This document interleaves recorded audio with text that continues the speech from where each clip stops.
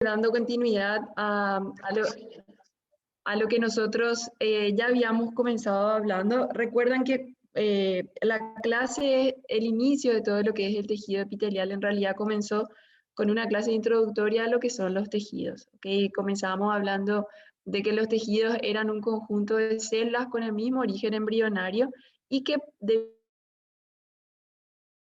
debido a ese mismo origen embrionario tiene la capacidad de realizar una o varias funciones similares.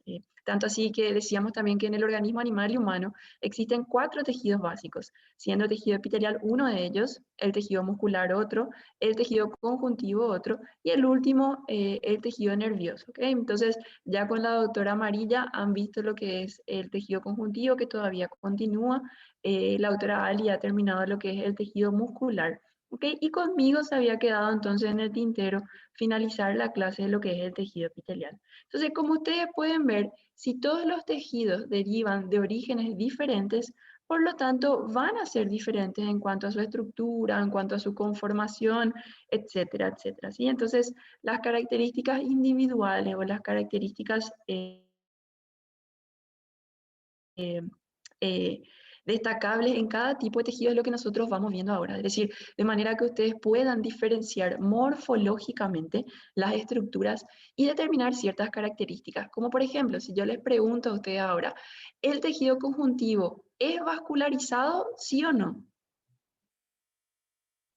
Sí, es vascularizado.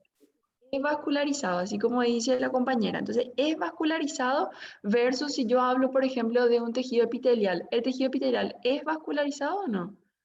No, no No, es. ¿verdad? Entonces, dice Gaby, no es, y no es exactamente. Entonces, existen ciertas diferencias, ¿verdad? Bien remarcables entre los diferentes tipos de tejido, que cuando nosotros avancemos, cuando ustedes avancen a lo largo de lo que es la carrera, van a saber interpretar cuando una lesión es hemorrágica y cuando no. Es decir, el momento que una lesión es hemorrágica, a nosotros eso ya nos indica de que hay vasos sanguíneos, de que hay sangre. Por lo tanto, la lesión está en el tejido conjuntivo. ¿Okay? Entonces son características que es importante que vayamos recordando. Ahora, cuando nosotros hablamos del tejido epitelial y nos quedamos en esta parte de ciertas características morfológicas que ellos tienen, todas las características que habíamos visto acá de cilios, microvellosidades, esterocilios, en realidad es debido a que el tejido epitelial, a diferencia de los demás, del tejido muscular y del tejido conectivo que están viendo ustedes, tienen unas funciones súper específicas. Entonces, cuando yo hablo, por ejemplo, de microvellosidades, yo digo, ¿para qué era que servían las microvellosidades? ¿Cuál era la función de la microvellosidad? Aumentar la superficie ¿La superficie de qué, Josías? Aumenta la superficie súper bien, pero ¿de qué? ¿Para qué sirve en realidad? para que puedan pasar las sustancias con más facilidad encima. Pero yo digo, bueno, supongamos que esta parte de mi mano, ¿ok? Entonces sea la superficie apical de una célula epitelial. La célula epitelial en su superficie apical o esa membrana hace unas proyecciones en forma de dedos, ¿ok?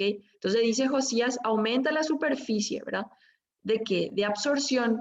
Entonces cuando yo hablo de microvellosidades, su función única y específica es aumentar la superficie de absorción de esa célula. Es como yo le decía con el ejemplo de la manguera. Supongamos que yo tengo una manguera, ¿ok? De, qué sé yo, 10 centímetros. Y yo a esa manguera lo que hago es empiezo a hacerle unos movimientos de zigzag, ¿ok? Entonces, en esos 10 centímetros yo puedo introducir más de 10 centímetros de manguera teniendo esa disposición así en zigzag, ¿ok? Entonces, eso es aprovechar la superficie para tener mayor superficie de absorción, ¿ok? Entonces, por eso la característica del tejido epitelial, la característica del tejido epitelial, entonces, de aquel tejido epitelial que tiene una microvellosidad como formación especializada en su superficie apical, es única y exclusivamente para aumentar la superficie de absorción. Por eso es que cuando nosotros hablamos de microvellosidad, decimos que las mismas están localizadas en el intestino delgado principalmente. ¿Por qué en el intestino delgado? Porque el alimento, cuando ingresa a cavidad oral, pasa por lo que es estómago o rumen o los diferentes preestómagos en los rumiantes, ¿ok? Avanza lo que es el intestino delgado. Y el intestino delgado es en realidad la porción que debería de absorber todos los nutrientes. Entonces, todo el epitelio de lo que es la primera porción intestinal es un epitelio con gran cantidad de microvellosidades. Y les decía yo, otra porción de qué órgano era que tenía gran cantidad de microvellosidades también que yo les decía, que tiene que absorber así muchísimas sustancias. A ver si alguien se acuerda. El intestino puede ser, profe. Intestino, ahí Caló dice intestino, que es lo que acabamos de decir. Pero qué otra parte del cuerpo también precisa absorber muchas sustancias para que no se pierdan? ¿Qué otro puede ser? ¿Qué pasa si, y yo le decía, la orina se forma a partir de los desechos metabólicos, pero el riñón tiene la capacidad de, antes de que eso se pierda todo con la orina, una pequeña parte del riñón, específicamente a nivel de los túbulos contorneados proximales, tiene gran cantidad de microvellosidades. Entonces, ¿qué es lo que permite esa estructura? Va a permitir que toda esa orina que se va formando, en realidad, no, los componentes que están en el interior de esa orina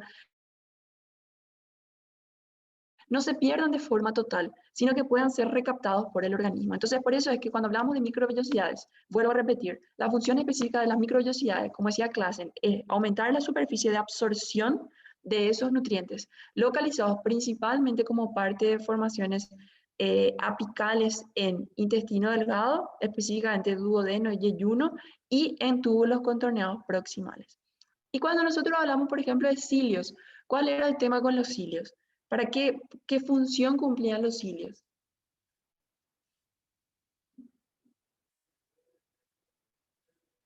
A ver si alguien se acuerda qué hacían los Permitir cilios. el desplazamiento. Muy bien, permitía el desplazamiento en una trayectoria unidireccional. Es decir, el cilio tiene esta posición y lo que hace es, va entonces teniendo una disposición en un eje central y desplazando siempre hacia adelante. Entonces, cuando hablamos de cilios. Los cilios están siempre formando parte de todo lo que es el epitelio de revestimiento de lo que es las vías respiratorias. Entonces acá, todo lo que es cavidad nasal, inclusive un poquitito lo que es tráquea, tiene gran cantidad de cilios. Entonces, ¿qué es lo que hacen esos cilios? Ellos no tienen por qué encargarse de la absorción de ningún nutriente. Lo que hacen es simplemente evitar que sustancias extrañas ingresen al órgano principal de lo que es el aparato respiratorio, que son los pulmones. Entonces, el contacto con esos cilios de sustancias extrañas hace que esas sustancias puedan ser expulsadas a través de la tos, a través de mecanismos como el estornudo, ¿ok? Y cuando yo hablo del esterocilio, ¿cuál era la diferencia? ¿Cómo era el movimiento del esterocilio? ¿No era hacia ambos lados? Exactamente, es así mismo, es hacia ambos lados. Entonces, ese movimiento del esterocilio lo que hace es ayuda a desplazar de un lado para otro, pero facilita entonces también el desplazamiento. Y es una modificación que les decía yo encontramos en gran cantidad en lo que es el epitelio de revestimiento epidimal, por ejemplo, en lo que son las vías epidimarias del testículo del epididimo. ¿Okay? Entonces, bien, eran solamente algunos ejemplos y también recordar que cuando nosotros hablamos de tejido epitelial de forma general, el tejido epitelial era como, opa, acá me desapareció la pantalla a mí, acá. Entonces, el tejido epitelial actuaba como una muralla, ¿ok? Entonces, las células, ellas presentan una unión bien fuerte entre unas o unas a otras, ¿ok? Y la unión era siempre en los márgenes laterales, ¿ok? Recuerdan, entonces teníamos uniones más fuertes en la superficie apical que se conocían como sonula adherens, o sea, son las que más, ocluyentes, perdón, las uniones ocluyentes que son las más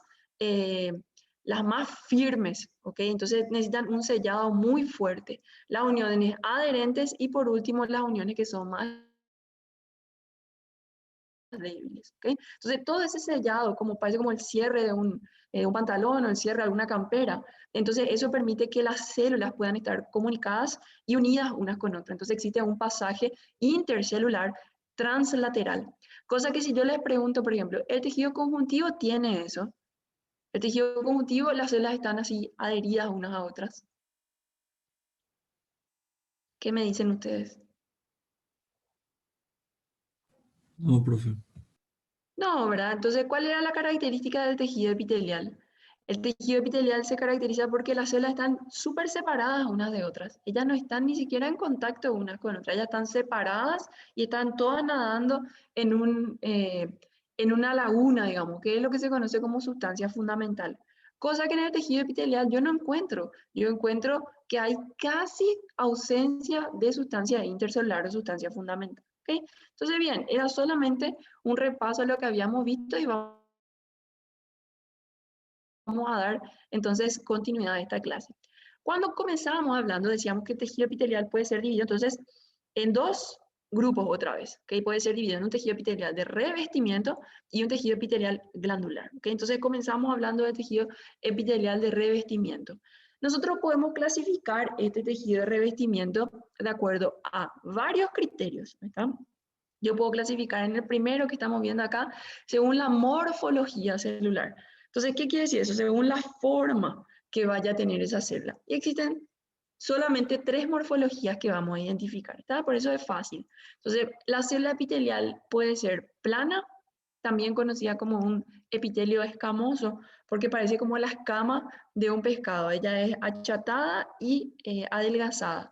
Entonces, puede ser escamoso, puede ser plano, puede ser cúbico o puede ser cilíndrico. ¿Ok? Según el número de capas celulares, yo digo, bueno, ¿en qué reposa? Y le pregunto yo a ustedes, ¿sobre qué superficie reposan las células epiteliales? A ver si alguien se acuerda. Membrana basal.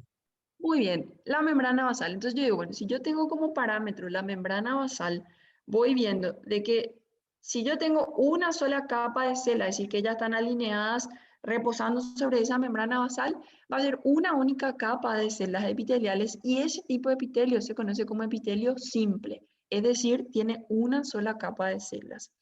Yo puedo tener ya no más una, sino 2 o más capas de células reposando, ¿ok? Una encima de otra, ¿ok? Entonces tengo una membrana, una capa de células que está próxima a la membrana basal y las otras encimadas unas a otras. Entonces en ese caso yo tengo varias capas. Ese tipo de epitelio se conoce como un epitelio estratificado, ¿ok? Ahora, si yo hablo de un epitelio que es pseudoestratificado, que vamos a verlo aquí.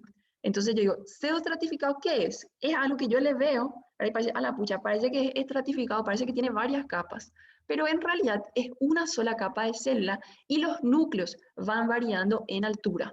¿Ok? Entonces yo miro, cuando miro al microscopio, un núcleo está apical, otro está en el medio, otro está un poquitito más basal. Entonces la altura de los diferentes núcleos en cada una de las células da un aspecto de estratificación. No obstante, las células están dispuestas en una sola capa. ¿Okay? Entonces vamos a ir viendo algunos ejemplos. ¿Sí? Y el epitelio de transición es en realidad un epitelio estratificado. ¿Ok? Pero ese epitelio estratificado, entonces imagínense usted que una capa de varios panes, por ejemplo, ¿sí? Entonces uno encima de otro. Cuando existe una sustancia, por ejemplo, es propia de lo que es vías urinarias. Entonces, cuando la orina está presionando ese epitelio, ¿qué aspecto le va a dar a usted? ¿Le parece? Si yo tengo varias capas, pero la orina presiona eso, ¿aspecto de qué va a tener? ¿De qué tipo qué tipo de epitelio según el número de capas les parece a ustedes? Si le está presionando. Plano. Plano. Entonces va a aparecer, ¿verdad? Así como dice la compañía, yo tengo varias capas, la orina presiona y va a parecer que está todo achatadito y que tiene un solo número de capas. ¿Ok? Entonces, el epitelio de transición es un epitelio que en realidad es estratificado, pero ante las variaciones de volumen puede experimentar una morfología que se asimila a un epitelio plano simple y Cuando está sin ese volumen de orina, entonces es un epitelio estratificado, ¿ok? Entonces vamos a ir viendo cómo se observan eso. Entonces aquí, este es un corte histológico real. Voy a poner aquí un corte histológico real. Entonces yo me fijo, estoy señalando acá con el puntero, con la flechita, esto sería entonces la membrana basal. Por ende, ¿qué tejido va a ser esto que estoy señalando acá abajo? Con la flechita. Tejido conjuntivo.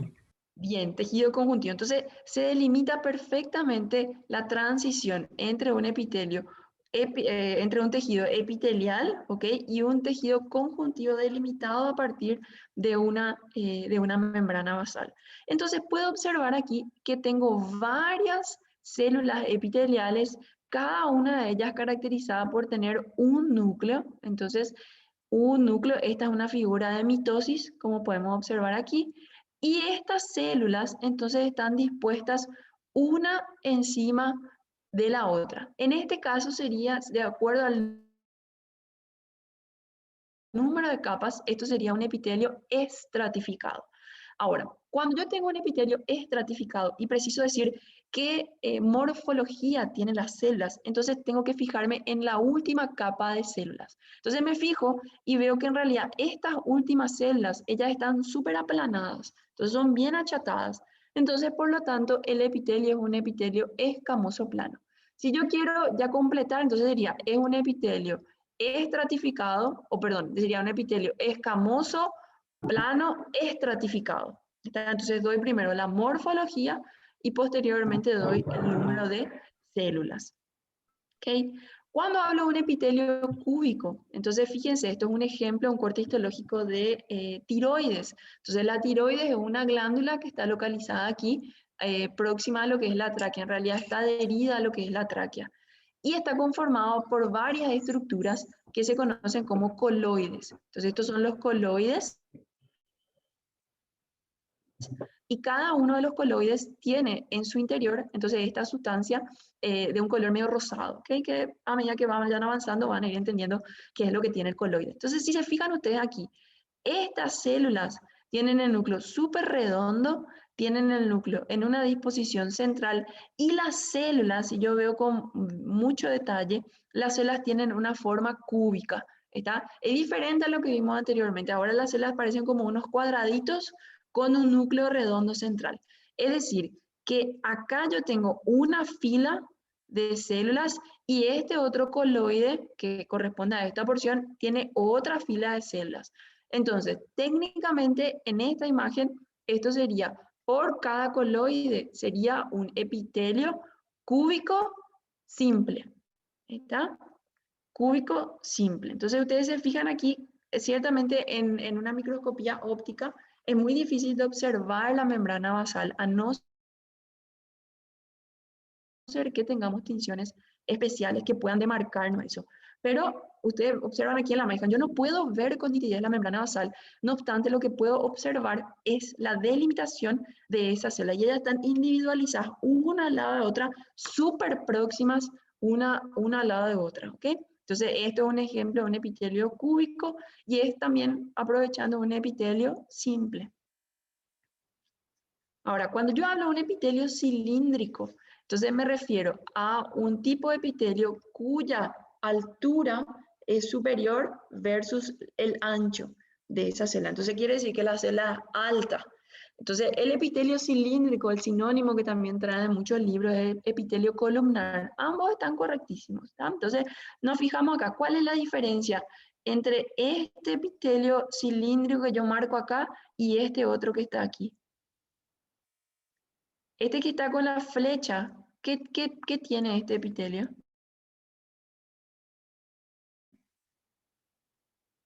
¿Qué tiene acá? Parecen estereocilios, profe. Ahí entonces Fabri dice, parece esterocilio, puede ser. Entonces yo digo, puede ser un esterocilio, ¿cuál es la otra opción? Pueden ser cilios o pueden ser microvellosidades. Entonces yo digo que tengo, por lo menos en esta imagen, yo puedo observar que tengo una formación apical especializada, pudiendo ser la misma, cilio, esterocilio o microvellosidades. No sé, pueden ser esas tres, ¿ok? Versus esta. Entonces yo tengo acá un epitelio cilíndrico, simple, sin formaciones especializadas, versus este otro, es un epitelio cilíndrico, simple, con formaciones especializadas. Entonces, en este caso, pueden ser esas tres opciones que le digo, ¿tá?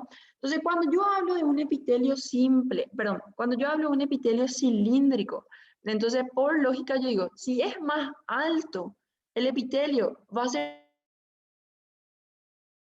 mucho más fácil alcanzar todos los nutrientes a partir de una formación especializada. Entonces, cuando ustedes piensan en dónde están localizadas las microvellosidades van a estar localizadas, o los cilios, o los heterocilios, van a estar siempre localizados en células altas.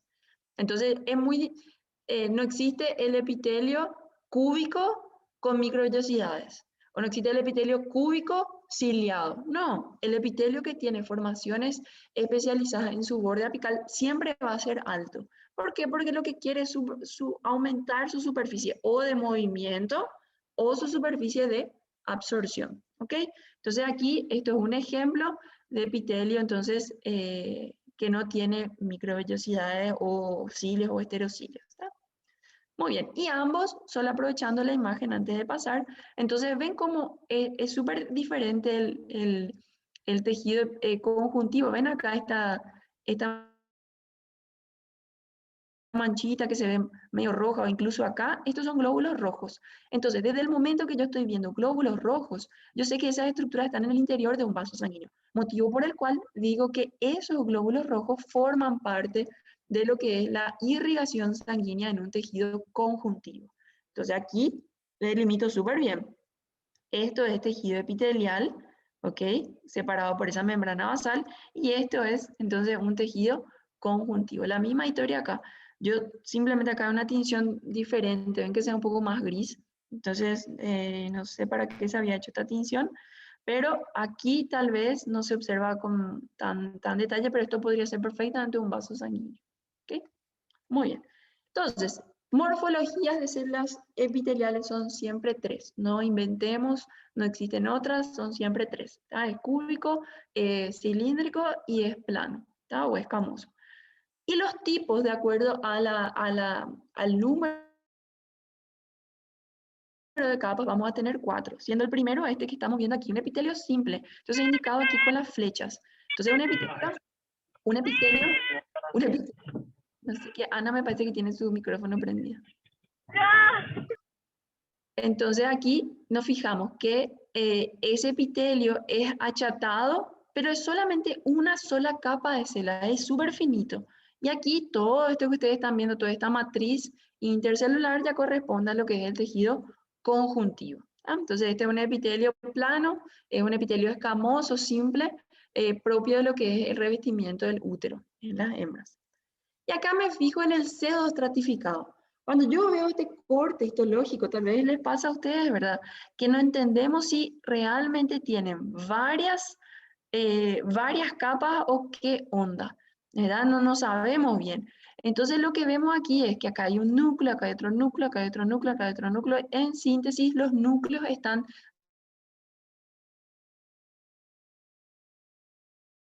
dispuestos en diferentes centros. Con mucho detalle voy a ver de que toda la superficie basal de la célula o el borde basal de la célula reposa en una membrana basal. Entonces, vuelvo a repetir, la altura de las células es exactamente igual en todas las células, con la membrana basal entonces sirviendo de apoyo. Ahora, los núcleos están dispuestos en diferentes alturas. Entonces, este es un ejemplo de un epitelio cilíndrico, porque las células son altas, y es pseudoestratificado. Y en este caso tiene una formación apical que corresponden a los cilios. Entonces, este epitelio, chicos, nunca se olviden, esto es el epitelio característico de todo lo que es vías respiratorias. Entonces, el aparato respiratorio, desde lo que es la cavidad nasal hasta lo que es vías respiratorias como tráquea, bronquios y bronquiolos, está conformado por un epitelio cilíndrico, pseudoestratificado y es ciliado, ¿ok?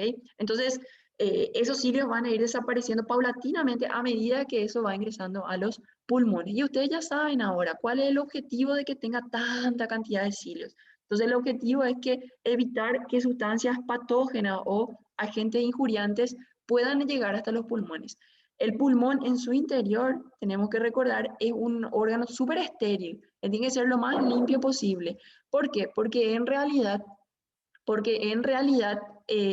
tiene que hacer simplemente un intercambio gaseoso, es decir, el oxígeno precisa ingresar y el dióxido de carbono salir. ¿Está? Perdón. Sí.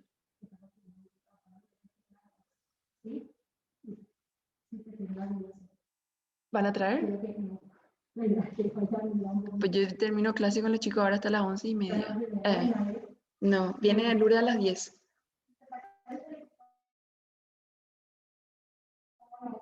Ya está, quita. Ajá, ya. Ok, chicos, disculpas. Hay un paciente en cirugía que van a tomarle una muestrita, ¿sí?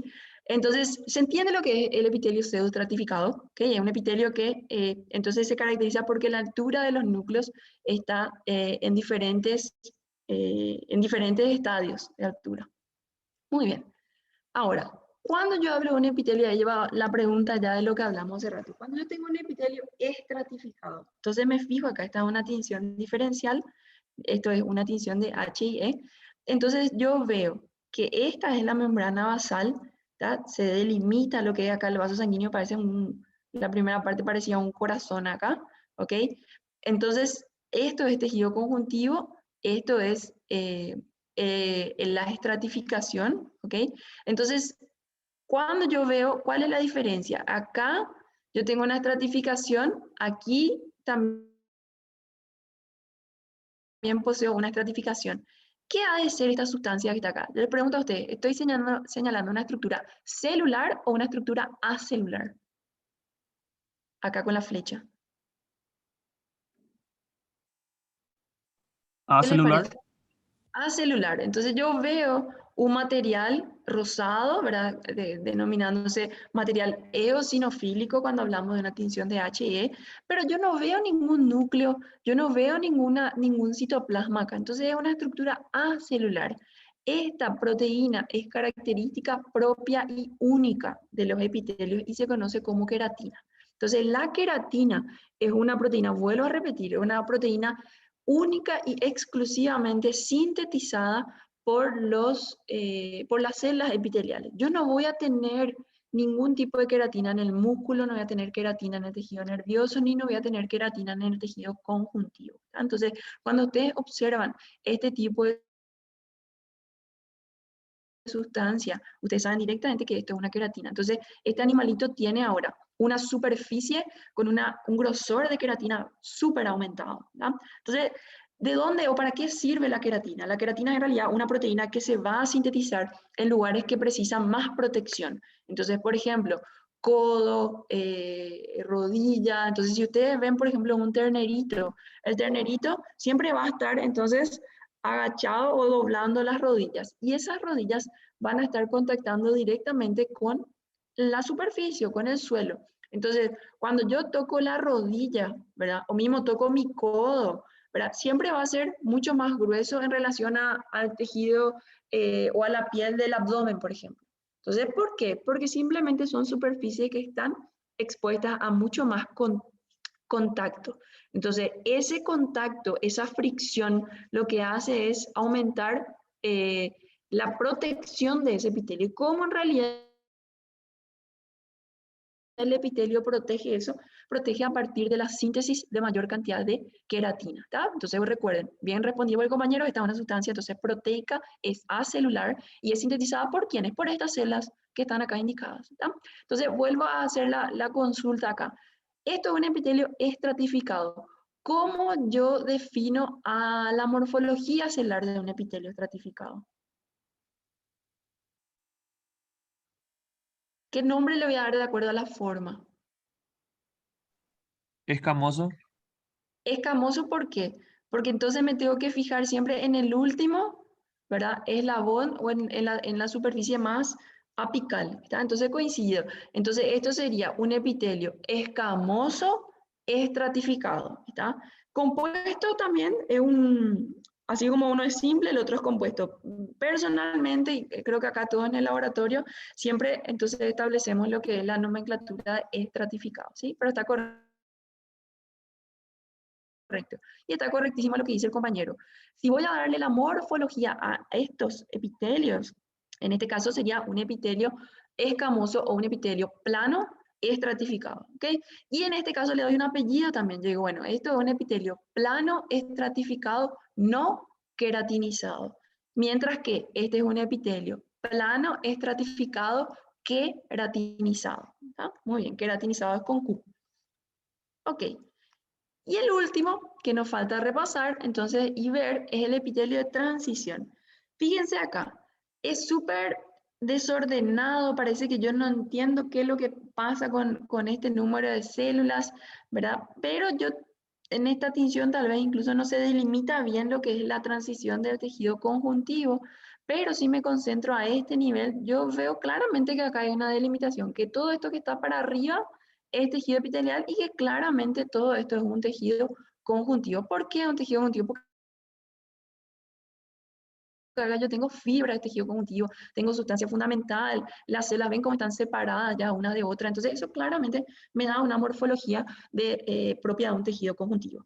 Ahora, ¿qué pasa? Yo estoy viendo acá varias células en diferentes capas. Entonces yo digo, esto es un epitelio de transición, perdón, esto es un epitelio estratificado. Claramente yo veo que es un estratificado.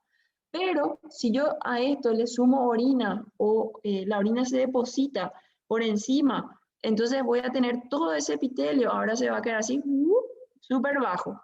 ¿Está? Entonces en este caso, cuando yo veo esta imagen, yo le pregunto, ¿esto tiene orina en este momento, sí o no? No, no ¿Esto tiene tiene. orina? No tiene. Entonces no tiene. Entonces al no tener orina tiene la capacidad de distenderse mucho más. Entonces este fue un corte obtenido a partir de una orina vacía, ¿verdad? Que se tomó para que ustedes puedan ver. ¿Ok? Entonces esto es un epitelio de transición, reconozcamos que los epitelios o el epitelio de transición es en realidad el epitelio propio de lo que son las vías urinarias. Entonces, cuando hablamos del epitelio cilíndrico, pseudoestratificado, ciliado, ¿verdad? O pseudoestratificado, cilíndrico, ciliado, estamos siempre hablando de un epitelio que forma parte de lo que son las vías respiratorias. Cuando yo hablo de un epitelio de transición, me estoy refiriendo a un epitelio que forma parte siempre de las vías urinarias. Entonces, ¿quién va a formar parte ahí? Va a formar el uréter, va a formar la vejiga, va a formar la uretra. ¿Eh? Entonces siempre vamos a encontrar ese tipo de epitelio. Ok, eso es cuando hablamos de el epitelio de revestimiento. ¿Okay? Entonces, cuando nosotros hablamos del epitelio de revestimiento, siempre entonces tengo que recordar que su función es brindarle protección a esa superficie. Entonces, yo digo, bueno, tiene que revestirle, tiene que cubrirle y tiene que protegerle. Entonces, y otra vez, aparte de protegerle, tiene que realizar la función específica para esa porción. Vamos a poner el ejemplo. Si yo hablo, por ejemplo, de piel, yo digo, bueno, pensemos en, a ver, qué sé yo, no sé, tengo en la mente ahora un chancho. Entonces yo digo, bueno, el lechón o el chancho tiene todo el epitelio, entonces de revestimiento. Cuando yo hablo de ese epitelio, digo, bueno, es la piel, entonces la piel es imposible que sea un epitelio simple. ¿Por qué no va a ser un epitelio simple? Porque yo digo, no, la piel no puede tener un epitelio simple. ¿Qué le parece a ustedes?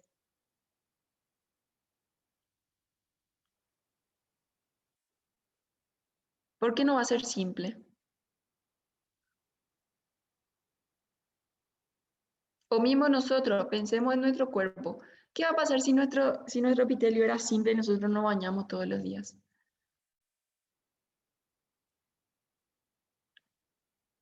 A ver, alguien chute ahí. Porque ¿Por qué no va a tenemos ser varias simple? capas. No, sí, pero a ver, yo digo, no va a ser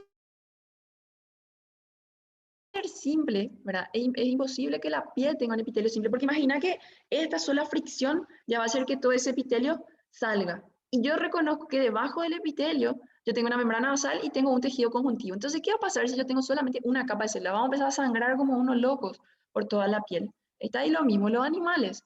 Entonces, la epidermis forma parte de lo que es la piel, ¿ok? La piel es un órgano y su primera porción se conoce como epidermis. La epidermis es siempre, en todas las especies que estudiemos, ¿está? Es siempre un epitelio estratificado. ¿Por qué? Porque es la primera barrera física o la primera barrera biológica de protección que nosotros tenemos con el ambiente. Entonces precisa ser una superficie bien gruesa, ¿está? Tanto así que precisa tener queratina también. Entonces la epidermis es un epitelio queratinizado. Y esta queratina va a ser mucho más gruesa, entonces en superficies de fricción. Por ejemplo, yo le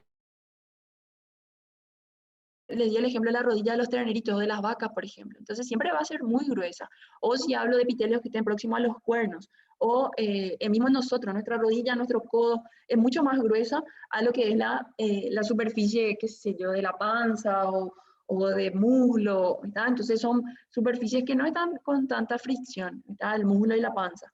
Ahí está. Entonces, cuando yo hablo de un epitelio estratificado, tengo que recordar que el fundamento principal de la estratificación es la protección, ¿está? La separación que tiene que existir entre el conjuntivo con el ambiente, ¿está? Esa separación, entonces tiene que haber un sándwich ahí bien grande de células epiteliales. Ahora, si yo hablo, por ejemplo, y le pregunto a ustedes, si yo hablo de un epitelio de absorción, que yo sé que la comida tiene que venir, entonces la comida tiene que venir, atravesar, supongamos que esta llave es la comida. La comida tiene que venir y tiene que atravesar una célula. ¿Qué le parece a usted? Que el epitelio entonces del aparato del tubo digestivo va a ser simple, va a ser estratificado, va a ser pseudoestratificado, va a ser transición. ¿Cómo va a ser el epitelio intestinal?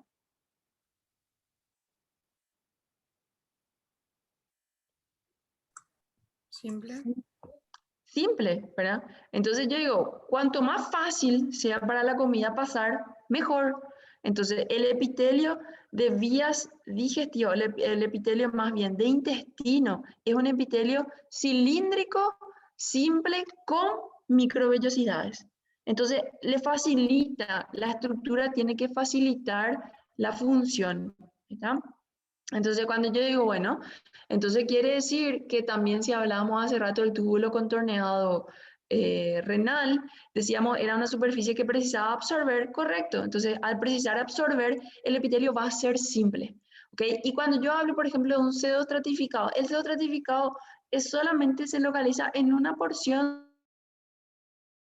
de lo que es, o en una extensión de lo que son las vías urinarias, ¿está? Entonces, no es técnicamente estratificado, pseudoestratificado, cilíndrico, ciliado y forma parte de lo que son las vías respiratorias, ¿está? Entonces, recordar, chicos, cuando estudiamos la morfología, cuando estudiamos la estratificación o el número de capas en un epitelio de revestimiento, eso tiene toda una lógica, es decir, tengo que recordar que si tiene una capa sola, va a ser una estructura que va a permitir una permeabilización mayor.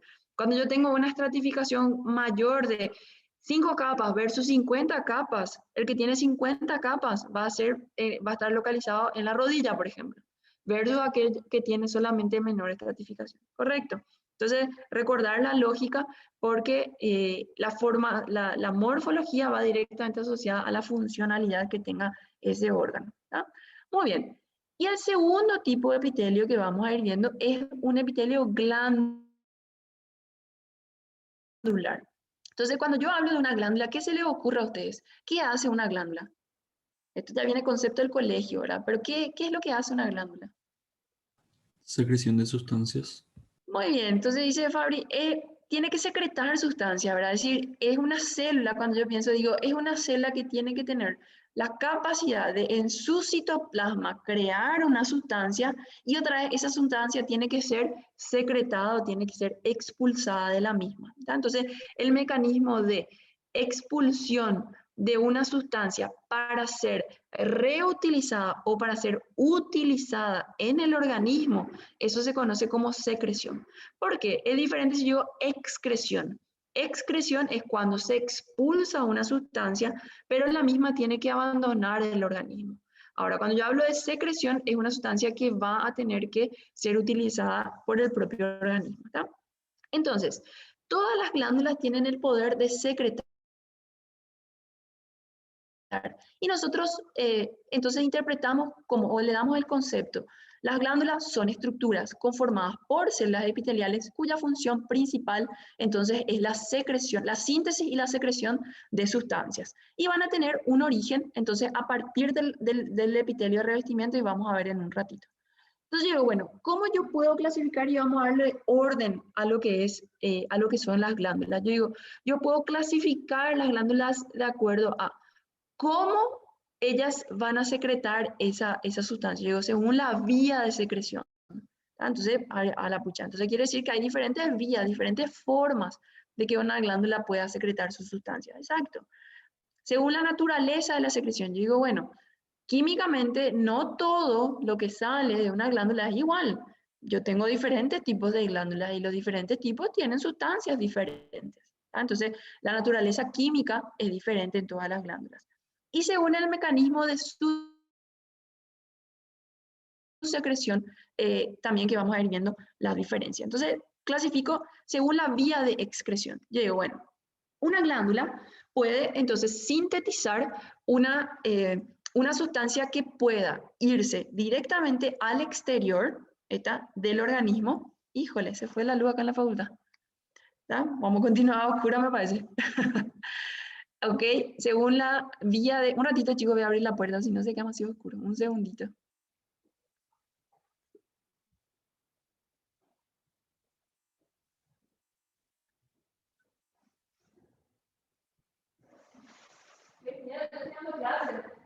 Clases. Bien. Bueno, está.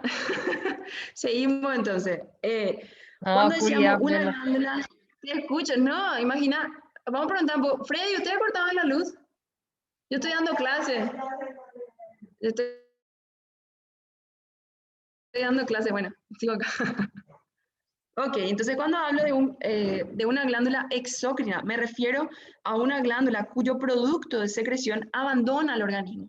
Por lo tanto, yo pienso en glándula salival, por ejemplo, yo estoy hablando ahora y esa saliva entonces está directamente dentro de lo que es, ahí volvió, dentro de lo que es la cavidad oral, es decir, abandona esa estructura. ¿Okay?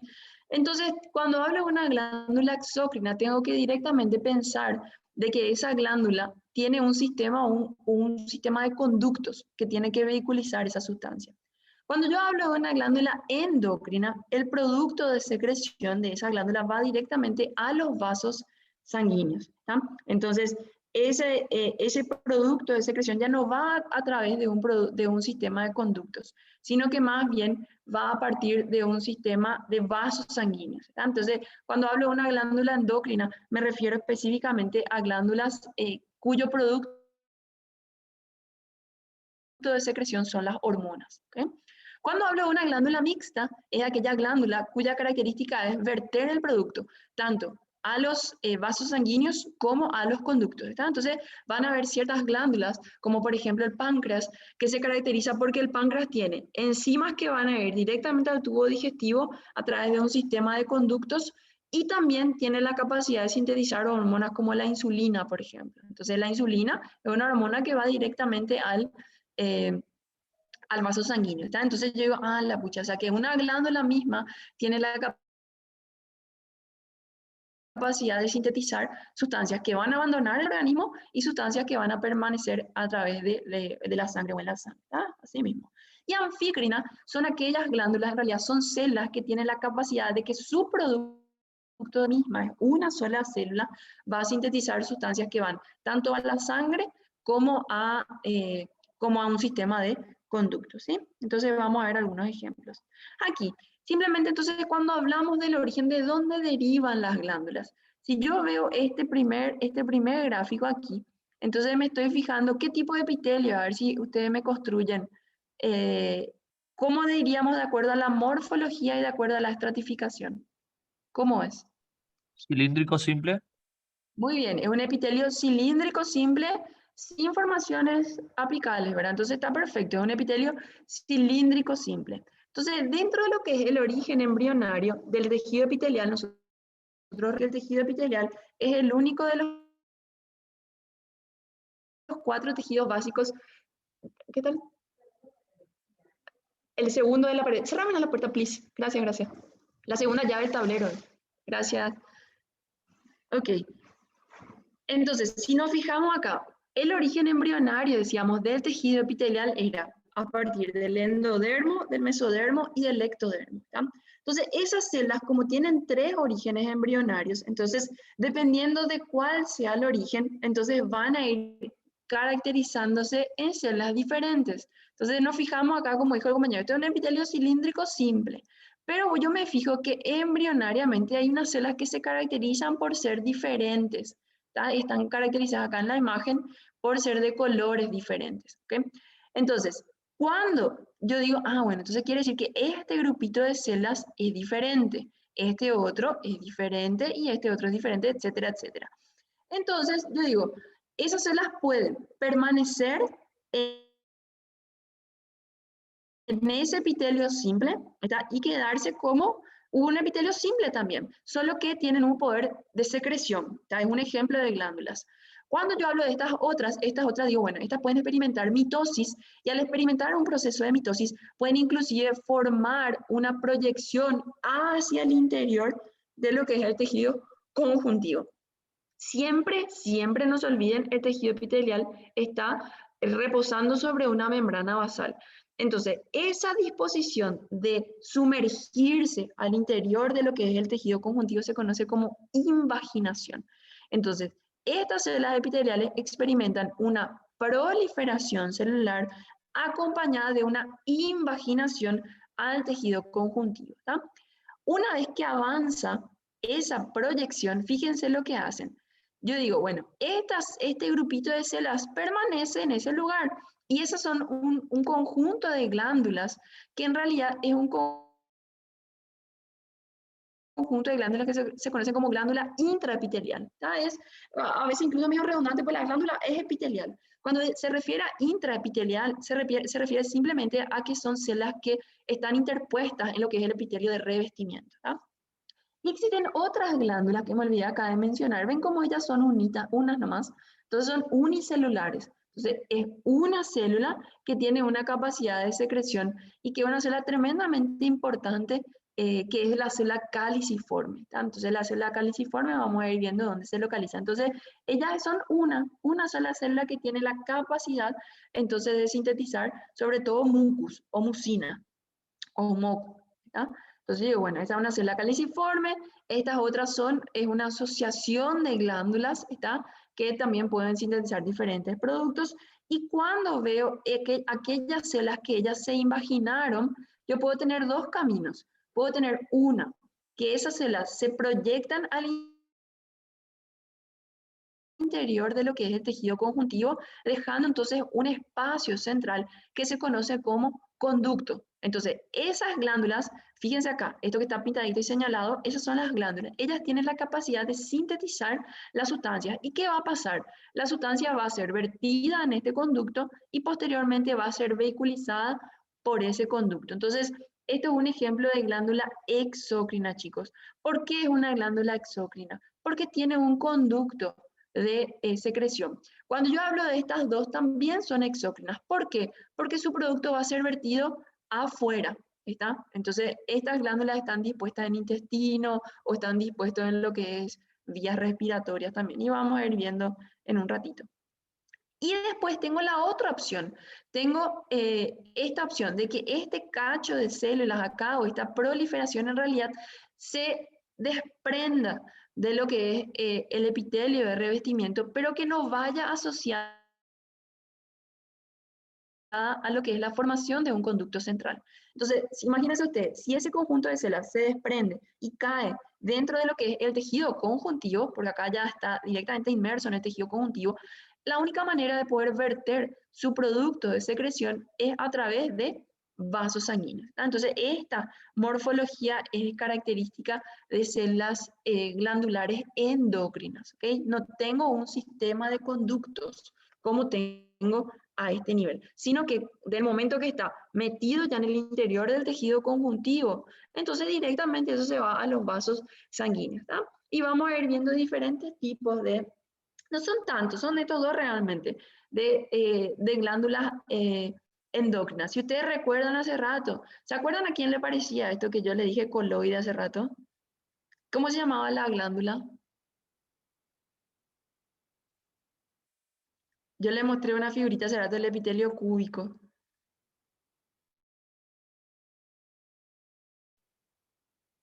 ¿Mm? ¿Alguien se acuerda? Que estaba acá localizada, yo les dije. Los tiroides, profe. La tiroides, exactamente, Bruno. Entonces yo digo, la tiroides, entonces una glándula que está localizada a este nivel, ¿ok?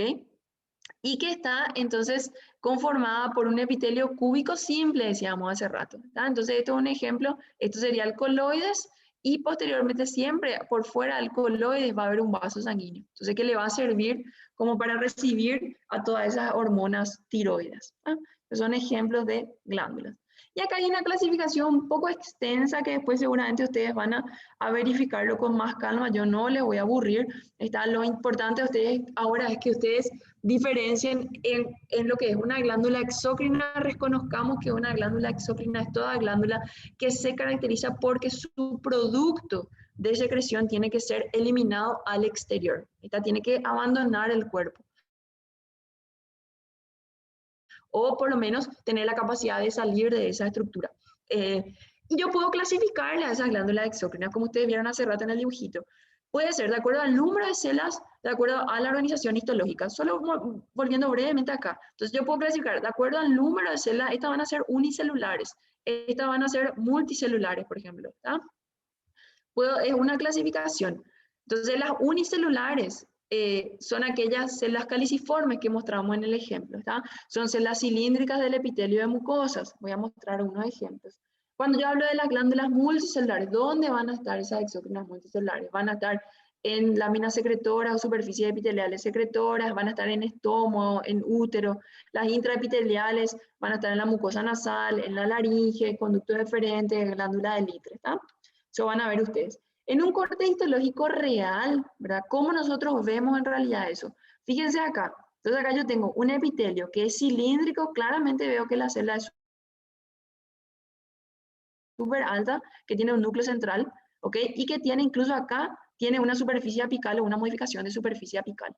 Entonces, esto es un ejemplo de un epitelio simple, es un epitelio cilíndrico simple con una glándula unicelular. ¿Está? Entonces, perfectamente se ve, e incluso muchos libros describen como una copa de vino, acá parece como simplemente como una lágrima inversa, pero esto es una glándula, está llena, llena, llena de producto de secreción. ¿Está? Entonces, esta glándula se conoce como glándula o célula caliciforme, puede ser célula caliciforme o glándula caliciforme, ambos están correctos. Se utiliza solo célula porque es una sola, ¿verdad? Entonces acá veo una y otra. Esta célula está dispuesta en gran cantidad a lo largo de todo lo que es el epitelio del tubo digestivo. Entonces, en el tubo digestivo, o específicamente cuando es el tubo intestinal, la célula, ¿se acuerdan? Era en un epitelio simple, cilíndrico, con microvellosidades y células caliciformes. Ahí ya le doy el apellido ahora a lo que es el intestino. Y células caliciformes. ¿Y en qué ayuda les parece a ustedes? Yo les pregunto a ustedes, si esto es mucina, y acá se ve perfectamente, ven cómo hace la mucina, está tapizando. ¿Para qué les sirve?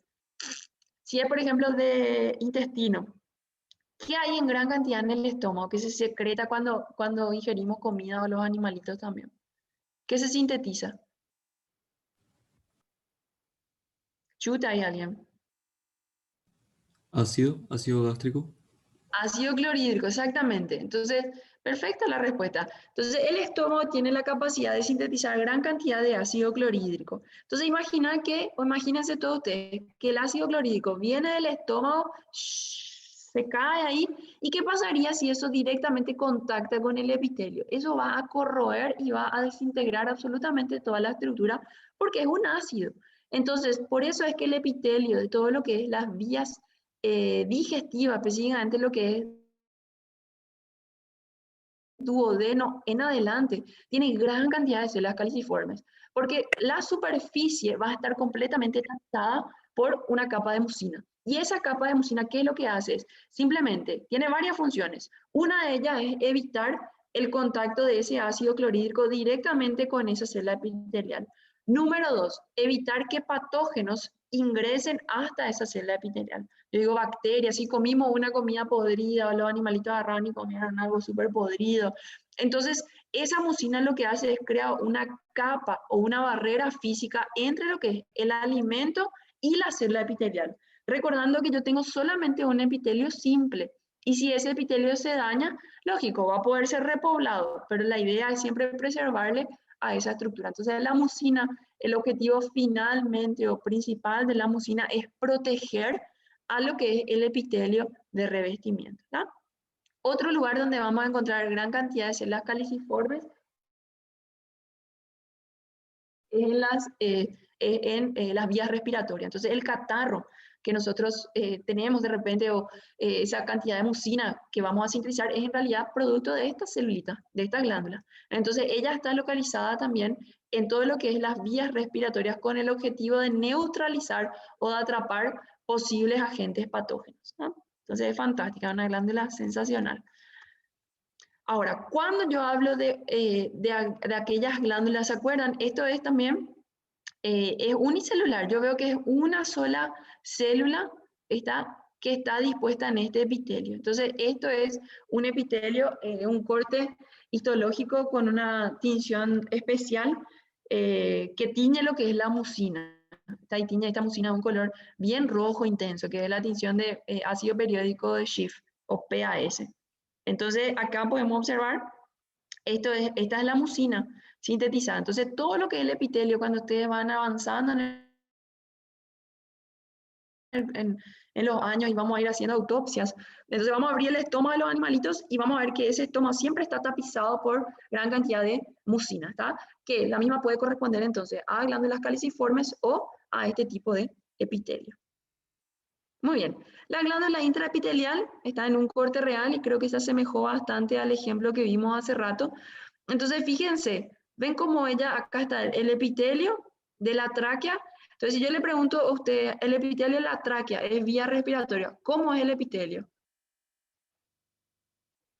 De acuerdo al número de capas, de acuerdo a la formación especializada y de acuerdo a la morfología. ¿Cómo era el epitelio de vías? Pseudoestratificado. Pseudoestratificado, 1. Después, la forma, fíjate ahí donde está la flecha. Cilíndrica. Cilíndrico, ¿y qué tiene ahí arriba? ¿Qué hace esto? Cilios. Muy bien, entonces vamos a construir. Entonces, el epitelio sería epitelio, lo que dijo la compañera. ¿Qué tengo que hacer? Epitelio, de acuerdo al número de capas, primero se construye la denominación. Número de capas, Pseudoestratificado. pseudoestratificado. Segundo, morfología, Cilíndrica. cilíndrico. Tercero, formación especializada, Cilios. Cilios. ciliado. Entonces digo ciliado o concilio. Entonces, el epitelio de la tráquea es un epitelio pseudoestratificado, cilíndrico, ciliado, con glándulas intraepiteliales. Si quiero darle un apellido un poquitito más y completo, ¿está? ¿Por qué? Porque yo veo perfectamente que todo este es el epitelio. Entonces, el epitelio de la tráquea puede ser un epitelio, entonces, pseudoestratificado, cilíndrico, ciliado, con células caliciformes, ¿está? Porque yo puedo tener células caliciformes en ciertas fases, o es un epitelio pseudoestratificado, cilíndrico, ciliado, con glándulas intraepiteliales, ¿está? En este caso, las glándulas intraepiteliales, ustedes reconocen aquellas estructuras que son son múltiples en realidad. Ves que cuando decíamos hace rato de la glándula caliciforme era solamente una. En este caso yo tengo 1, 2, 3, 4 y 5. Es simplemente un grupete de glándulas que está ahí, ¿sí? Pero todas forman parte de la estructura de la mucosa o del revestimiento epitelial de esa tráquea. Cuando yo hablo de la uretra, entonces acá tal vez es difícil de ver en esta imagen, pero esta es una glándula, ¿ok? Y simplemente el epitelio, si yo estoy hablando de vías urinarias, ¿cómo era el epitelio de las vías urinarias? Estratificado, simple. Opa, vía urinaria tenía pis, De ¿verdad? Tenía transición. siempre. Entonces, cuando yo hablo de vías urinarias, yo recuerdo que si yo tengo, así tengo que metérmelo ya en la cabeza, si yo tengo vía urinaria es porque tengo que tener orina. y la orina, entonces siempre asociarle a un epitelio de transición. Entonces, bien dicho por el compañero porque él dijo, es estratificado, y realmente el epitelio de transición es estratificado. Solamente que ya vamos a darle entonces una pulida a eso. Y decimos, el epitelio de vías urinarias es un epitelio de transición, ¿está? Y coincido con el compañero, un epitelio de transición que puede ser, yo puedo decir que es plano, dependiendo de, solamente que en este caso se evita decir que es que tiene tal o cual morfología de transición, porque es súper variable. Ven, acá por ejemplo parece un cúbico para mí, ¿verdad? Pero de repente puede ser plano, entonces se omite eso y se dice simplemente epitelio de transición. Ahora, lo cierto y concreto es que este es un epitelio de transición, es estratificado, coincido, pero ya sabemos que es de transición. Y acá hay una glándula que es entonces la glándula de Litre, es una glándula unicelular. Encontramos eso en esa estructura. Muy bien, entonces yo ya reconozco que tengo entonces unas glándulas que son endócrinas, unas glándulas que son exócrinas, otras que son mixtas y otras que son anfícrinas. Y vamos a ir viendo un poquitito la clasificación. Específicamente lo que es la exócrina. Entonces la exócrina, tengo que tener en las exócrinas multicelulares, en la mayoría de ellas voy a tener un sistema de conductos. Veíamos cómo estas células se proyectaban de lo que era el epitelio de revestimiento, se invaginaban a lo que es el tejido conjuntivo, ¿ok? Y tienen entonces un espacio luminal central o un sistema de conductos. Entonces digo, bueno, fíjense aquí, esto es una célula con su producto de secreción, con la vesícula, está siendo liberada en ese sistema de conductos. Cuando yo hablo de esta estructura, entonces digo, bueno, todas estas células son células que tienen un potencial de sintetizar y secretar sustancias. Entonces, es la porción funcional, es la parte que va a realmente realizar el trabajo de síntesis y de secreción. Entonces, esa estructura se conoce como adenómero, es decir, es la estructura funcional, ¿verdad? Estructural de lo que es una glándula exócrina. ¿Okay? Entonces, bueno, eso es un adenómero. Y el adenómero vamos a clasificarlo, vamos a estudiar ciertas estructuras en ese adenómero. Entonces, yo digo, bueno, por un lado, yo voy a tener que en ese adenómero tengo a las células o al parénquima, que nosotros decimos al parénquima, es la porción noble, la porción funcional de esa glándula, que son las células realmente, son ellas las que están haciendo el trabajo. Y por otro lado tengo todo un sistema de sostén, es decir, el sistema que va a permitir que esas células estén próximas unas a otras, ¿ok? Entonces digo, bueno, por un lado voy a tener entonces un estroma y por otro lado voy a tener un parénquima, reconociendo que el parénquima está conformado por las células epiteliales y vamos a ir viendo cómo ellas se disponen. Y el estroma está conformado por toda aquella estructura que le permite sostener a ese parénquima. ¿Okay? Entonces, vamos a ver estos nombres y vamos a entender cómo ellas se organizan. Entonces, las células epiteliales, ellas van a disponerse en lóbulos, en lobulillos, en conductos excretores, ¿está? Y sus demás denominaciones. Y el estroma va a tener siempre un sostén que está caracterizado por tener tejido conjuntivo. Va a tener una cápsula, va a tener unos tabiques, y eso vamos a ir viendo acá. Entonces, a ver, yo quiero que ustedes se imaginen ahora mismo un vidrio. ¿Está? Tengan todo en su mente un vidrio. ¿Está? Yo tengo un vidrio y ese vidrio ahora es toda la glándula exócrina. ¿Ok? Cuando yo parto el vidrio, ¿verdad? ¿Qué va a pasar? ¿Cómo se va a quedar? ¿Cómo se van a quedar todos los pedazos? Yo agarro y ¡trac! Tiro el vidrio. ¿Cómo se va a quedar? Si alguien Separados. se imagina. Separados. Entonces yo tengo un pedacito acá, otro pedacito acá, otro pedacito acá y otro pedacito acá, ¿cierto?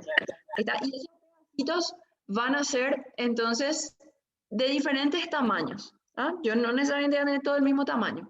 Entonces, imagínense que era una glándula completa y que toda esa glándula está, y todos esos caminitos que se van formando va a ser el tejido conjuntivo. Entonces sería más o menos esto. Yo tengo esta cápsula por fuera que le revestía o que le envolvía, que es un tejido conjuntivo, ¿ok? Y ese tejido conjuntivo empezó a meter unos tabiques o unos espacios. En ese vidrio roto que ustedes tienen en mente ahora, se van a crear como unos caminitos, ¿está?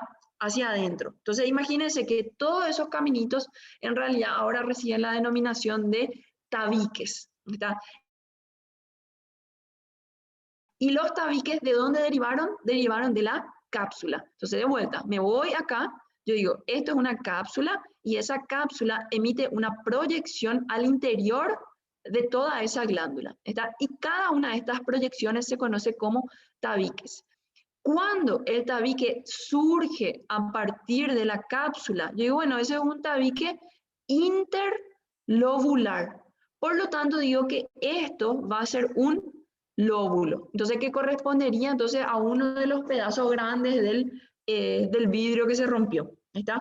Pero ¿qué pasa? Después yo empiezo a tener cada vez más chiquitito y más chiquitito y más chiquitito ese vidrio. Entonces, quiere decir que el lóbulo se puede dividir y dividir y dividir otra vez. Entonces yo tengo un lóbulo y puedo tener un lobulillo y posteriormente voy a tener los adenómeros. ¿Está? Entonces, de lo grande a lo chico. Vuelvo a repetir. La glándula está entonces, una glándula exócrina, está siempre envuelta y adquiriendo la forma a partir de una cápsula de tejido conjuntivo, a partir de la cual se emiten proyecciones al interior de la glándula conocidas como tabiques. Esos tabiques, inicialmente el más grueso de todos, se conoce como un tabique interlobular. Para posteriormente, si yo me fijo, a ver, les voy a poner este gráfico acá, capaz que se ve mejor. Yo digo, bueno, ese tabique acá, esto a ver si nos imaginamos, esto es la cápsula, esa cápsula emite esta proyección al interior, se conoce como el tabique interlobular. ¿Y qué pasó? Este tabique interlobular otra vez se divide en un interlobulillar, ¿ok? Entonces, los espacios que ya es como que queda una red, yo siempre me imagino que el vidrio roto, me imagino una red de fútbol o de vóley, de lo que sea. Entonces queda como una red. Entonces, ese espacio de red o esa conformación esquelética, esa conformación estructural, está dada por el estroma. El estroma está conformado por cápsula, tabique interlobular y tabique intralobular, ¿ok? Entonces se queda como unos espacios. Ahora, ¿qué hay en el interior de los espacios? En el interior de los espacios, que serían los pedazos de los vidrios rotos, todo eso sería célula epitelial, solamente que la célula epitelial va a disponerse formando primero unos lóbulos, posteriormente unos lobulillos y posteriormente unos adenómeros, ¿ya? ¿Nos hacemos más o menos la idea? ¿Sí? ¿O no? Sí, Sí, bien. sí, Está, doctora. entonces, bueno, buenazo. Entonces, si yo me fijo, por ejemplo, acá en este primer gráfico, todo eso parece como un pompón. Entonces, técnicamente eso sería todo lo que es el parénquima. ¿Por qué? Porque ahí están todas las células epiteliales, ¿ok? Y ese parénquima yo ya sé que histológicamente está conformado por un lóbulo, por lobulillos y por adenómeros. Pero que toda esa estructura, en realidad, todo esto, si yo meto acá adentro, entonces está conformado por un estroma. Por eso es que cuando hablamos en realidad de una glándula, chicos, nosotros ya estamos hablando de un órgano. Entonces la glándula es un órgano y está conformado por parénquima y por estroma, y ustedes ya saben ahora la diferencia. Siempre el parénquima es la porción epitelial. Muy bien. Entonces, por ejemplo, acá, este es un corte histológico. Cuando yo veo esto, no sé, le dije el ejemplo del vidrio porque es lo que yo siempre me imagino cuando veo una glándula. Parece como que se agarró un vidrio y se rompió. Entonces, cuando vemos eso, parece como que todos estos espacios están siempre delimitados por unos caminitos acá.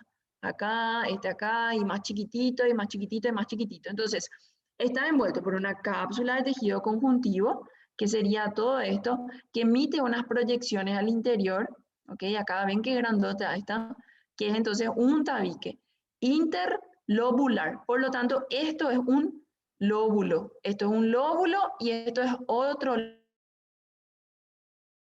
lóbulo, ¿tá? Son de diferentes tamaños acá. Inmediatamente, ese tabique interlobular va a emitir proyecciones más al interior de ese lóbulo para dividirlo. Entonces, bueno, es un tabique interlobulillar. Por lo tanto, si yo tenía un lóbulo acá, estos van a ser, si está delimitado, acá fíjense mi puntero, acá hay uno y acá hay otro. Entonces, esto va a ser un lobulillo.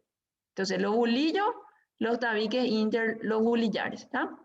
Y otra vez, si yo me fijo con mayor detalle, a ver si le puedo agrandar ahí, yo digo, acá, eso se emiten otras miles y miles y miles y miles de tabiques menores, que ya no, ni siquiera se le da un nombre, solamente que ya sé que van a dividir. Por lo tanto, esas estructuras más chiquititas que tenemos acá son entonces los adenómeros. ¿Tá? Entonces yo tengo lóbulos, lobulillos y adenómeros. ¿Ok? Y Profe, ¿y cuál serían las intralobulillares? muy bien. Entonces, cuando vos haces más chiquitito, vamos a ver si vemos acá, por ejemplo, uno. Ustedes ven ahí grandes, yo estoy agrandando acá, ¿sí? ¿Se ve?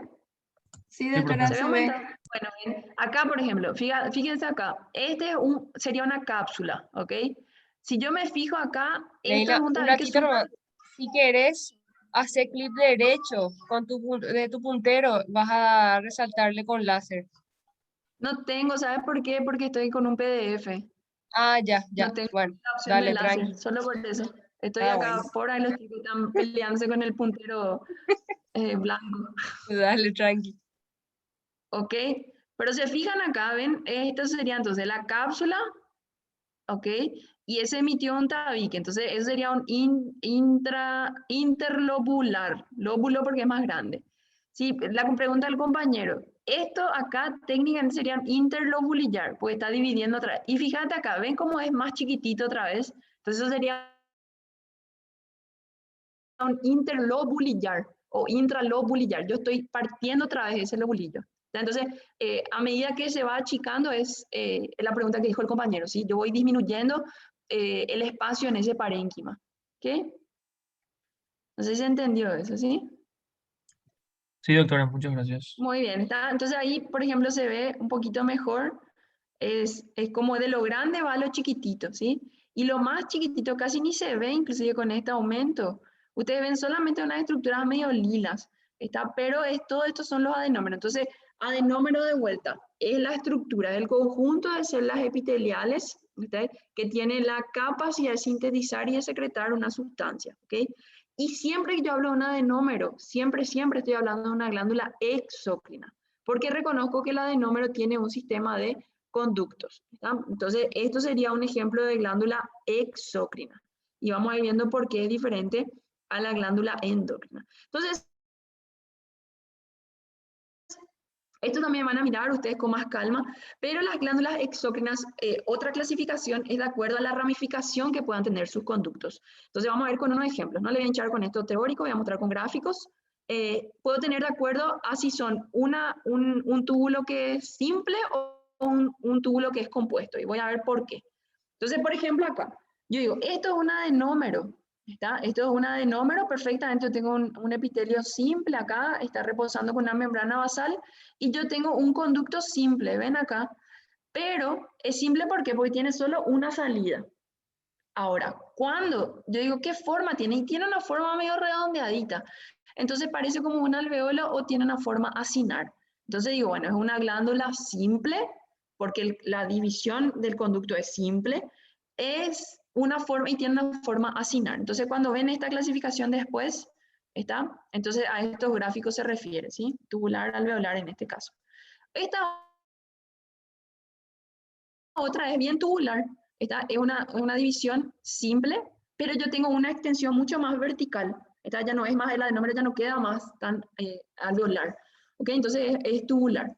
Pero te puedo tener una combinación en ciertas glándulas. Yo digo, bueno, es túbulo alveolar. Existen ciertas glándulas que tienen entonces una disposición túbulo alveolar, como por ejemplo en la glándula mamaria. ¿Sí? Muy bien.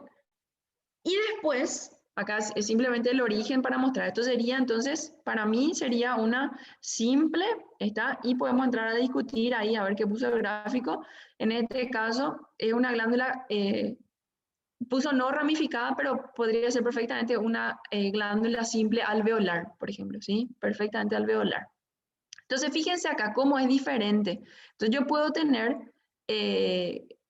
una que es La C es decir que es no ramificada. ¿Por qué? ¿Qué quiere decir ramificada? Ramificada es esta, donde yo tengo una parte simple, pero acá sale un brazo, otro brazo y otro brazo. Entonces, vamos a dar un punto acá. Cuando yo digo una glándula simple, es cuando yo tengo un sistema único de conductos. Y digo esa glándula es simple, sinónimo, no ramificada. Cuando yo digo una glándula compuesta, sinónimo en muchos libros, es conocida también como glándula ramificada. ¿tá? Entonces, simple, compuesta o ramificada, no ramificada o ramificada. ¿tá? Entonces, son simplemente sinónimos. Entonces, fíjense acá, por eso dice el C, cuando yo digo, el C es una glándula simple, por más que crea todo un firulete ahí alrededor, si yo me concentro, yo veo que en realidad es solo un conducto central, solo que es enrollada. Pero si yo hablo de la D, por ejemplo, la D ya no es más tan simple. ¿Verdad? ¿Por qué? Porque yo tengo acá una división, otra y otra. Entonces, esto sería una glándula ramificada. ¿ah? A ver, y acá tengo otra, es una glándula ramificada de vuelta. Y así sucesivamente. Entonces, vean esto con calma, acompañen el material de lectura en los libros y esto se va a aclarar mucho más fácil. ¿ah? Muy bien. Y después tengo estos otros ejemplos de glándulas exócrinas, ¿sí? Entonces, cada uno de estos pedacitos, estos serían entonces los adenómeros. Digo, adenómero acá y todo el sistema de conductos. ¿ah? Entonces, esto forma parte de lo que son los lóbulos, los lobulillos y posteriormente los adenómeros, ¿sí? Entonces, en este caso es una glándula ramificada, pero es tubular, y acá es túbulo alveolar, ¿está? Porque tengo un túbulo y tengo un pomponcito acá que forma un alveolo. ¿tá?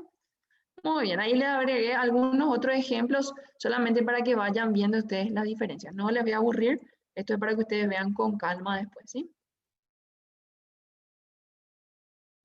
Muy bien.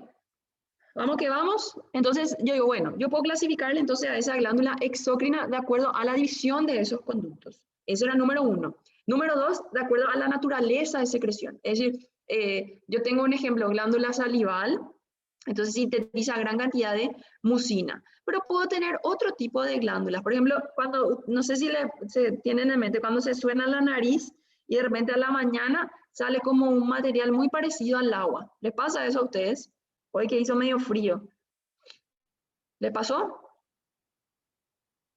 ¿O no? No, No, no, la tuvieron verdad que secreción, no. o yo nomás, o yo nomás que tuve hoy. Entonces, cuando ustedes ven, por ejemplo, qué sé yo, un animalito en el campo, ¿verdad? O los perritos de ustedes, y de repente estaban súper calentitos, y cuando salen al frío, entonces empieza con una secreción muy parecida al agua en la nariz, que no es moco, no es mucina, sino que es simplemente agua. Entonces, ese tipo de material o la estructura química es muy parecida al agua. Entonces, esa secreción se conoce como secreción serosa versus una secreción mucosa, que es aquella parecida al catarro. ¿verdad? Entonces, secreción mucosa, secreción serosa o una secreción mixta. ¿verdad? Entonces, cuando yo me sueno mucho la nariz, entonces yo puedo tener una composición mixta en ese tipo de secreción. Entonces, simplemente las glándulas van a dividirse de acuerdo al tipo de secreción, si las mismas son mucosas, serosas o mixtas. ¿Okay? Y ahí vamos a ir viendo después que morfológicamente las glándulas que sintetizan mucus siempre tienen una conformación tubular o acinar.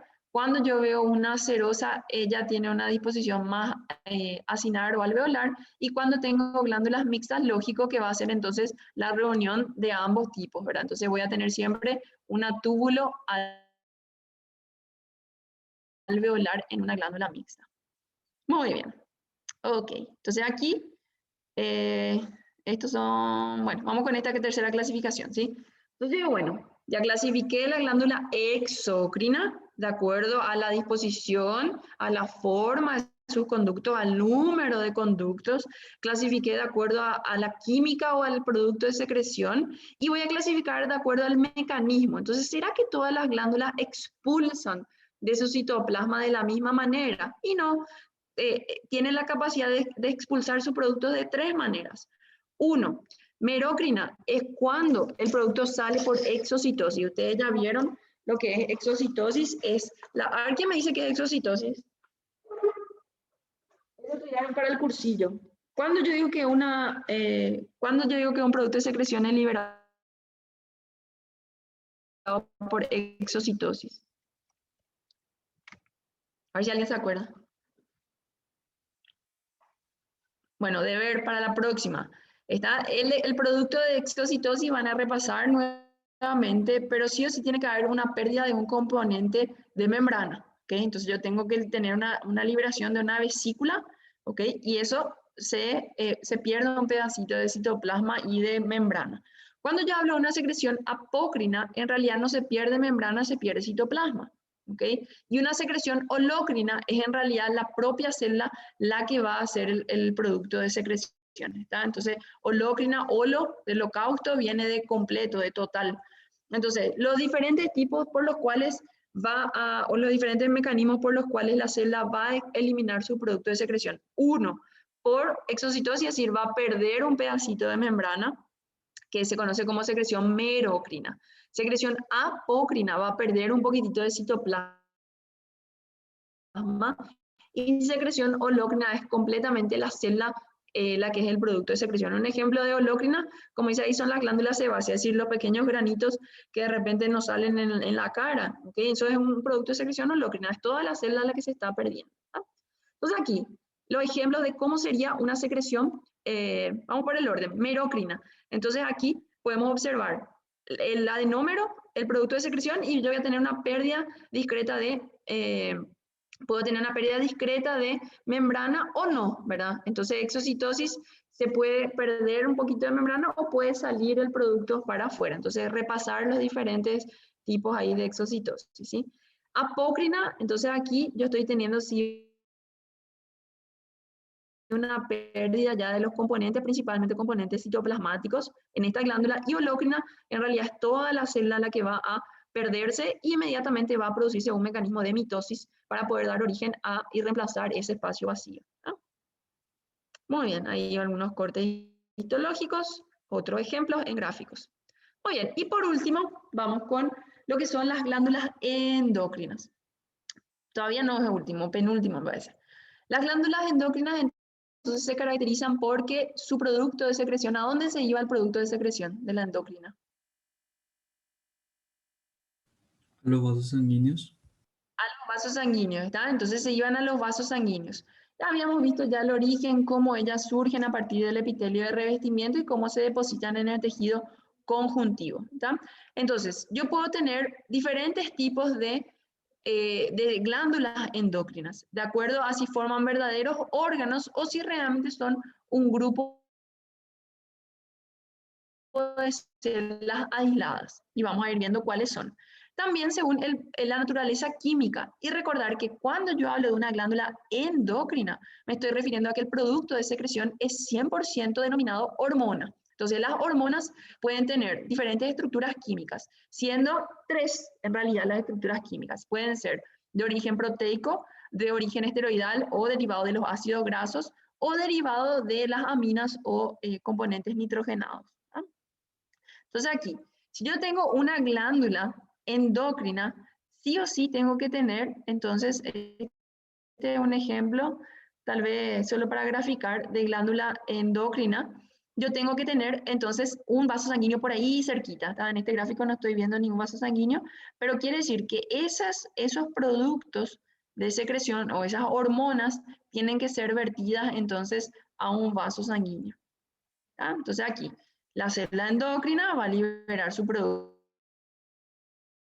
de secreción por difusión al vaso sanguíneo con el objetivo de que esa hormona llegue a un órgano blanco. Entonces digo, bueno, la insulina. La insulina es una hormona que es sintetizada por el páncreas o por las células betas del páncreas que salen del páncreas, pero tiene que viajar al torrente sanguíneo y llegar a las demás células para que el azúcar disminuya en sangre. Es decir, la hormona tiene que tener sí o sí un efecto distante, por eso es que viaja por sangre. Y el órgano al cual llega se conoce como órgano blanco, e incluso muchos de los libros dicen órgano target. Está target simplemente del objetivo que tiene que tener. como receptor, ¿ok? Entonces quiere decir que esa célula, al verter su producto, la célula que recibe o el órgano blanco que recibe tiene que tener un sistema de reconocimiento para esa hormona, ¿ok? Entonces todo eso vamos a ir viendo más adelante cuando veamos específicamente los capítulos de glándulas. Entonces, yo tampoco les voy a aburrir con esto van a leer ustedes y ustedes ya van a saber, si yo tengo una hormona que es proteica, entonces yo voy a reconocer que voy a tener mucha mayor cantidad de retículo endoplasmático rugoso y que voy a tener. Yo hablo de una hormona esteroidea, es una hormona que deriva de los ácidos grasos, por lo tanto voy a tener mucho más retículo endoplasmático a la cantidad de organelas que voy a tener en esas células, ¿ok? Ok, entonces esto ya habíamos visto cómo ese epitelio se invagina al tejido conjuntivo, ¿ok? Y acá siempre va a tener un vaso sanguíneo en el caso de que esto sea una glándula endocrina.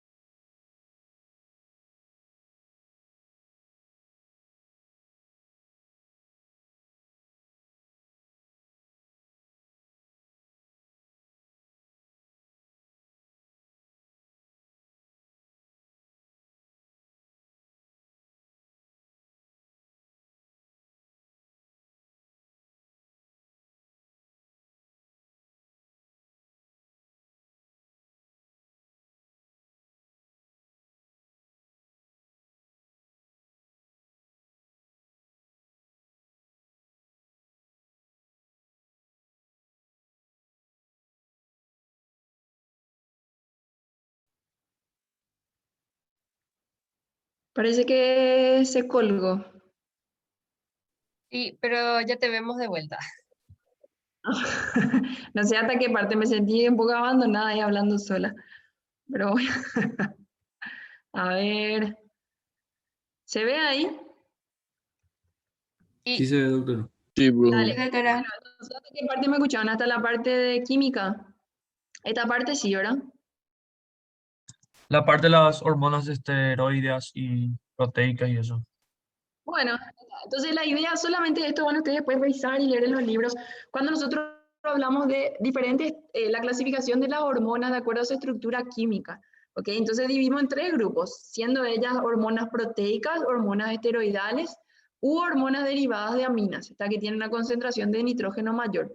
Entonces, cuando yo pienso en una hormona proteica que es sintetizada por una glándula, digo, bueno, ¿qué estructuras citoplasmáticas o qué organelas van a predominar? Van a predominar aquellas estructuras o aquellas organelas que sintetizan proteínas. Entonces, siendo la principal, sin lugar a dudas, el ribosoma, ¿está? Entonces, el ribosoma es el organoide número 1 en la síntesis de proteína que va asociada o no a todo lo que es el retículo endoplasmático rugoso. Entonces, simplemente este slide lo que trae es identificar los tipos de organelas que yo voy a tener predominantemente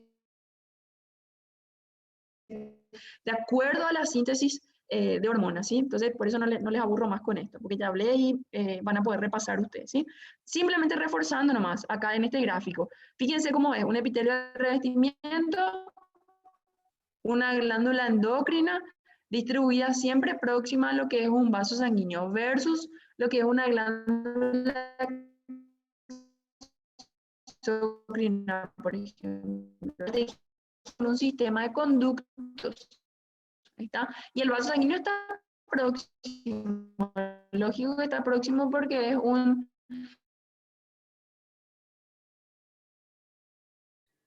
Sale un poco entrecortado otra vez.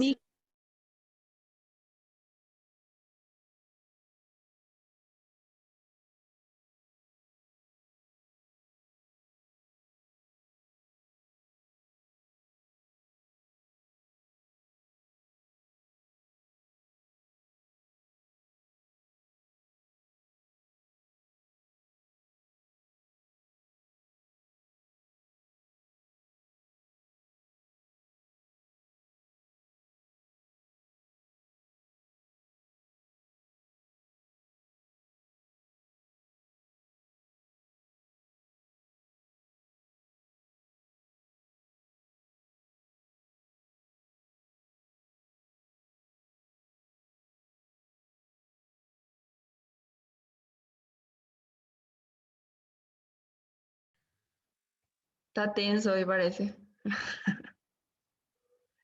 Ok. Vamos a ver. Vamos terminando ya, chicos. Falta solo un pedacito. Ok.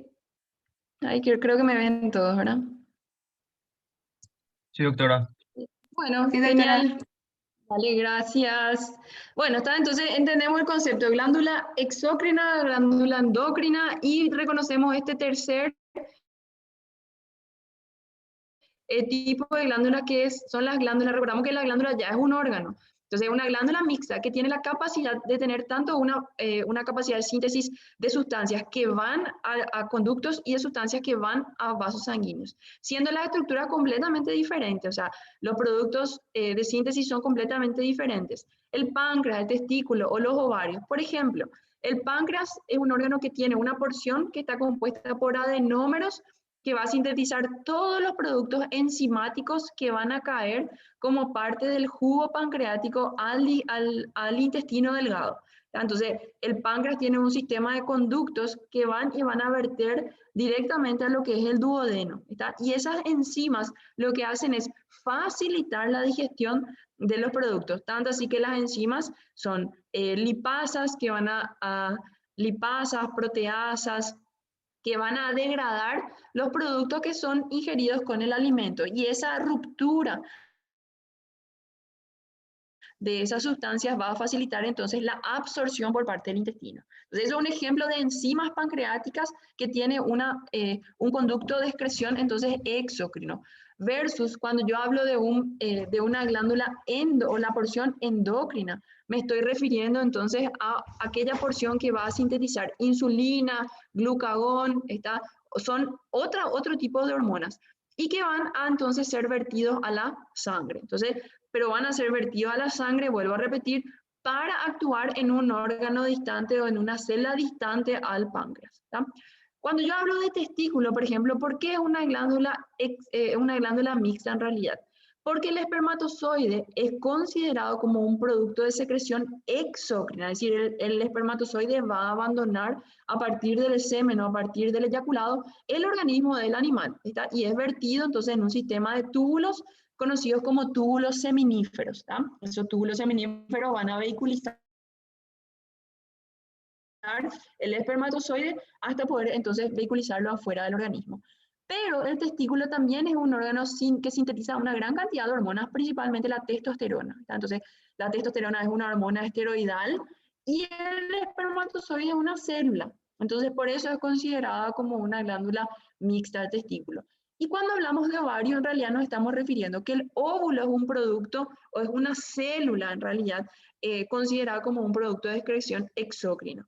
Cuando que el ovario sintetiza también gran cantidad de hormonas, como por ejemplo los estrógenos. Entonces, los estrógenos y la progesterona son dos hormonas tremendamente importantes que surgen o que en realidad son sintetizadas por los componentes ováricos y que lógicamente tienen un efecto distante, qué sé yo, los estrógenos y la progesterona van a condicionar el aumento de tamaño de las glándulas mamarias, van a aumentar la síntesis de leche, van a aumentar las contracciones uterinas, etcétera, etcétera. Es decir, actúan en lugares distantes. ¿Por qué? Porque son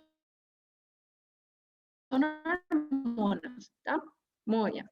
glándulas epiteliales anfícrinas. Las anfícrinas en realidad son bien poquitas en el organismo y se refieren a una sola célula que tiene la capacidad de verter su producto en un sistema de conductos o verter su producto en un sistema de vasos sanguíneos, ¿ok? Y el ejemplo más claro que tenemos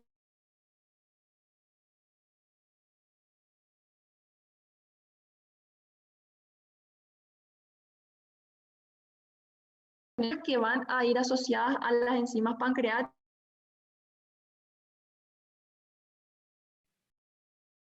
Sale otra vez entrecortado.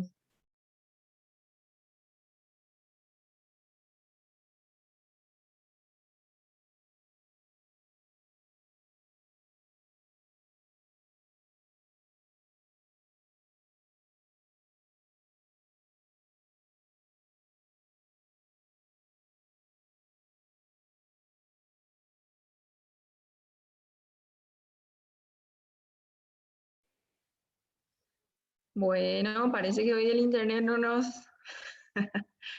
ayudó, pero seguimos, ¿sí? Solamente terminar ya con esto, las glándulas anfícrinas, recordar, es una sola celda, chicos, es una sola celda que tiene la capacidad de sintetizar ella sola un producto endocrino como un producto exócrino, ¿sí? Entonces, esta creo que es la última. Y esto todo lo que es epitelios especiales sí le voy a dejar para que ustedes lean. Entonces, cuando nosotros hablamos de epitelio, definimos que el epitelio o el tejido epitelial es dividido en un tejido epitelial de revestimiento y un epitelio glandular. Son los dos grandes grupos. Y un tercer grupo que se trae son los epitelios especiales, que entran todo lo que es el epitelio sensitivo, el epitelio de la retina. Es decir, son 4 tipos de epitelio específicos que solamente se localizan en estructuras específicas, ¿ok? Y que solamente acá a modo de ejemplo. Fíjense, esto es la papila gustativa. Entonces, cuando nosotros hablamos de papilas gustativas, en realidad nos estamos refiriendo a que es un tipo de epitelio que tiene un origen neuroectodérmico o deriva del ectodermo. Entonces, aquí, fíjense, esto es un epitelio estratificado, claramente puedo ver que tiene varias capas de células y que en el medio es muy parecido como una glándula intraepitelial, solamente que esto es en realidad un botón gustativo, es un conjunto de células epiteliales que tiene asociado aquí, va a tener un nervio. Entonces, cuando esto es en epitelio de lengua, cuando los sabores llegan hasta este botoncito gustativo, eso es captado por este nervio, es vehiculizado a través de la célula epitelial y llevado al sistema nervioso central. ¿Ya? Entonces, aquí, no, este no, acá les quiero mostrar. No tengo, pensé que tenía una imagen. Entonces, para que nos hagamos la idea. Entonces, aquí sale todo lo que es esta asociación de glándulas, ¿sí? Entonces, el botón gustativo, así como los bastoncitos que están asociados a ciertos nervios y la retina, entonces forman parte de un tejido epitelial especializado. Bien, chicos, era todo por hoy. Perdón por la inestabilidad del internet, pienso que era lo que corresponde.